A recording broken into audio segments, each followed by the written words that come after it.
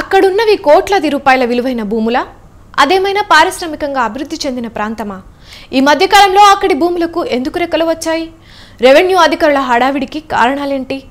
ఆగమేఘాల మీద ప్రభుత్వ భూముల్లో హెచ్చరిక బోర్డులు ఎందుకు ఏర్పాటు చేశారు? అక్కడి రైతులకు నోటీసులు ఇస్తామని భయపడుతున్న పరిస్థితి ఎందుకు వచ్చింది? ఇంతకీ ఇదంతా ఎక్కడ జరుగుతుంది? ఆ స్టోరీ ఏంటి?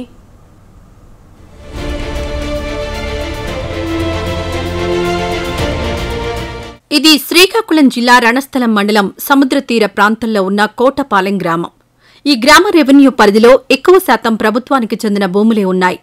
సముద్ర తీర ప్రాంతం కావడంతో ఇసుక నేలలు కూడా ఎక్కువే.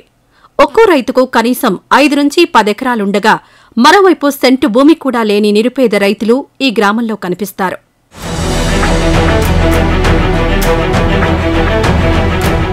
అక్కడ ఎకరా భూమి 1,50,00,000 వరకు ఉంటుంది. పారిశ్రామిక వాడకు దగ్గరగా ఉండడంతో భూముల ధరకు రెక్కలొచ్చాయి. కోటపాలెం పంచాయతీ రెవెన్యూ పరిధిలో ఉన్న విజయరాంసాగర్, బుచ్చవానిగడ్డ రిజర్వాయర్లో ఉంది. ఈ రెండూ వర్షాకాలంలో నీరు నిల్వ చేసేందుకు అప్పట్లో ప్రభుత్వం మినీ రిజర్వాయర్ను నిర్మించింది.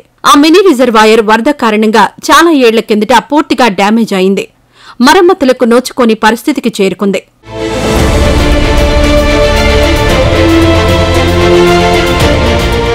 ఈ రిజర్వాయర్లో నీరు నిల్వ చేసేందుకు అప్పట్లో కొంత ప్రాంతాన్ని కేటాయించి దాని చుట్టూ ఆనకట్ట ఏర్పాటు చేసింది. చాలా ఏళ్లుగా ఈ ప్రాంతంలో నీరు నిల్వ ఉండకపోవడం, అప్పుడప్పుడు కురిసే వర్షాలకు వచ్చిన వరద నీరు వచ్చినట్టే గెడ్డ ద్వారా దిగువకు వెళ్లిపోవడంతో ఆ ప్రాంతమంతా ఖాళీ ప్రదేశమైంది. అలాంటిది మధ్యకాలంలో గెడ్డ పోరంబోకు భూములలో అధికారులు హడావుడి పెంచారని, తమపై ఆంక్షలు విధిస్తున్నారని రైతులు ఆవేదన వ్యక్తం చేస్తున్నారు. ప్రభుత్వ భూములను సర్వే చేయించి నోటీస్ బోర్డులు ఏర్పాటు చేశారని బాధిత రైతులు అంటున్నారు. పక్కోళ్ళు ఉన్నారు, బయట నుంచి వచ్చిన వాళ్ళు ఉన్నారు. ఎవరికి వాళ్ళు ఇచ్చేసుకుంటున్నారు. లేని వాళ్ళు భూమి లేని వాళ్ళు అని చెప్పి వాళ్ళు వచ్చి సాగు చేసుకుంటున్నారు. పార్టీలో ఈ పార్టీ ఆ పార్టీ అంటే ప్రత్యేకించి ఏం లేదు. వాళ్ళు భూమి లేని వాళ్ళు అక్కడ సాగు కోసం వాళ్ళు కట్టుకున్నారు. సాగు చేసుకున్న భూమి అయితే ఇప్పుడు ప్రత్యేకించి ఇంత అని ఏం లేదండి. ఇది ఇంతవరకు ఉన్నవి కొన్ని ఉన్నాయి, ఇప్పుడు కనిపిస్తున్నవి కొన్ని ఉన్నాయి. మాకు జిరాయితీ భూములు ఉన్నాయి. ఆ భూముల కోసం మేము ఇది ఏర్పాటు చేసుకున్నాం. అంతేకాదు భూమి లేని పేద రైతులను పోరంబోకు భూములలో సాగు చేసుకుంటున్న వారికి ఈ భూమి దక్కనీయకుండా కొందరు వ్యవహరిస్తున్నారంటూ అన్నదాతలు ఆగ్రహం వ్యక్తం చేస్తున్నారు.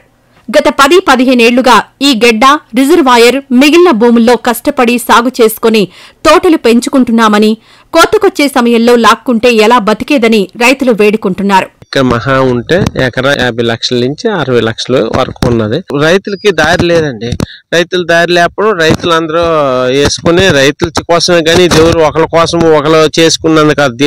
దీని వల్ల 10 మంది రైతులకి వెళ్ళాక దారే తప్పితే దీనివల్ల ఎవరికి ఉపయోగం లేదు. రైతులే వేసుకుని దారి మట్టి వేసుకుని గట్టులాగా వేసుకుని, అప్పుడైతే ఆ చెరువు గట్టు ఉంది కదండి, ఆ చెరువు గట్టుకి రోడ్డు కలుపుకొని చెరువు గట్టు అంటే వెళ్ళిపోవడానికి ట్రాక్టర్లు గట్ట ఒకవేళ వర్షకాలం గట్ట అయితే ట్రాక్టర్లు గట్ట వెళ్ళిపోవడానికి వీలుగా చేసుకుంటే గానీ ఇది ఎక్కడైతే 30 ఎకరాలు సాగు చేసి అమ్మివలసింది కాదు.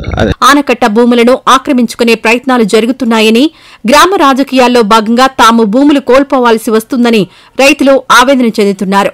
పేద మధ్యతరగతి రైతులకు గెడ్డ, పోరంబోకు భూములలో సాగుకు అనువైన ప్రదేశంలో చదును చేసి సాగు చేసుకుంటున్న తమకు పట్టాలను ఇప్పించి ఆదుకోవాలని వేడుకుంటున్నారు. అయితే చెరువులో అయితే ఆక్రమణ కూడా గుర్తించడం జరిగింది. కొంత ఆక్రమణ అయితే జరిగింది. ఆ చుట్టుపక్కల ఉన్న పట్టాదారులు అవ్వచ్చు, జరాయితీ వాళ్ళు అవ్వచ్చు, చుట్టుపక్కల అనుకున్న వాళ్ళు కొంత మేరకు ఆక్రమణలు అయితే జరిగాయి. అలాగే ప్రభుత్వ భూమి ఇదేమో చెరువులు, వాగులు అన్నది మాత్రం వాటర్ బాడీస్ ఏవి కూడాను అది మనం ఆక్రమణ చేయకూడదు, చేస్తే చట్టపరమైన చర్యలు తీసుకుంటామని చెప్పి వాళ్ళు చెప్పి తాగమని చెప్పాం. క్రాప్ అనేది స్టాండర్డ్ క్రాప్ అయితే మాత్రం, అంటే ఇప్పుడు కొన్ని పంటలు చిన్న చిన్నవి మొక్కజొన్న కానీ అలాంటి చిన్న చిన్నవి అయితే మాత్రం పంట అయినంత వరకు వెయిట్ చేస్తాం. వెయిట్ చేసిన తర్వాతనే తీయిస్తాము. పెద్దవైతే మాత్రం అవి నోటీసులు ఇస్తాము. ఆ టైంలో వాళ్ళు అవి తీయించుకొని వాళ్ళు కానీ వాళ్ళంతా వాళ్ళు కొట్టించుకుంటే ప్రాబ్లం లేదు అంటే దాని మీద మాత్రం చర్యలు అయితే తీసుకోవడం జరుగుతుంది. ఏవైనా ఉన్నతాధికారులు తమ సమస్యలపై దృష్టి పెట్టాలని, తమను ఆదుకోవాలని, సాగుకు అనువుగా ఉన్న భూముల్లో పట్టాలిప్పించాలని అన్నదాతలు కోరుతున్నారు. మరి పాలకులు ఎలా స్పందిస్తారో చూడాలి.